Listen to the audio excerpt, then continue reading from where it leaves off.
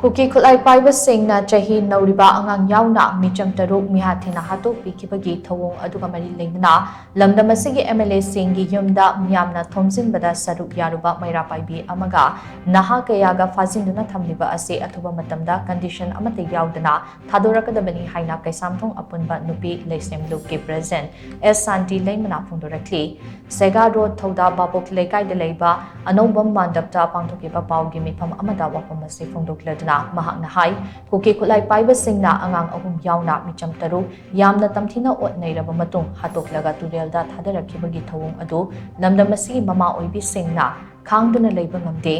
thouong adu khangba ngamagi pankhai lankraba Meeyamna Minister MLA singi yumda jangduna protest tawrubagi damak meira paibigi member ama yaona miyoi kaya phajinkiba ase laibaktibani Phajinkiba punama condition Amatta Yaodana Thadorakkadabani Kuki khutlai paiba singna chatharakliba ka henba thouong sing adugi mathaktadi lengakna kari karamba action lokhatpa yaukhrabagi haibasi achouba wahang amani meecham Saruk hatkiba adu lamdam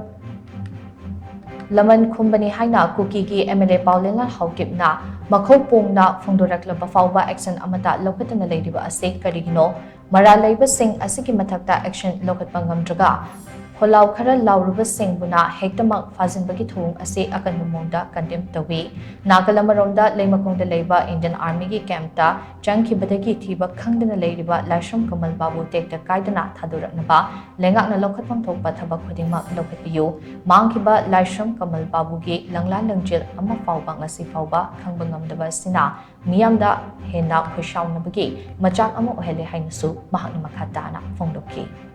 Manipur government na tawba yaba sienba yaba mayam ama leinana kangkak thamaga kasu leitaba nupi angangda karigumba ama khakidamagda BS tawchalaga ek mayam ama palaga paibi haibase yasi yam nungaite masi tawbiganu power haibase phudokpham janda phudokpiu adanga si Manipur government na thangjinpiriba power asidi yamna mafam jadaba akutpada leitongba atokpada leithonba haibagi potdo lei ngasi ma Kuki singhidi akoi thambangi leina mayamne yoma kanda ha army me ama section thrang lakhalakanda yonduna manungda leibadon omaga thambirieba lan toningba matamda tawri kaningba matamda kapeba Manipurgi prajagi awabase Manipur government na honabiramba su yai adubu praja miyamda pienba adagi akoina nungaithokpa adagi akoina tawrisibu kaino haibagi khoi phongbangna ba yam nungaitaba ma feel tawre masi praja miyam nungsibiu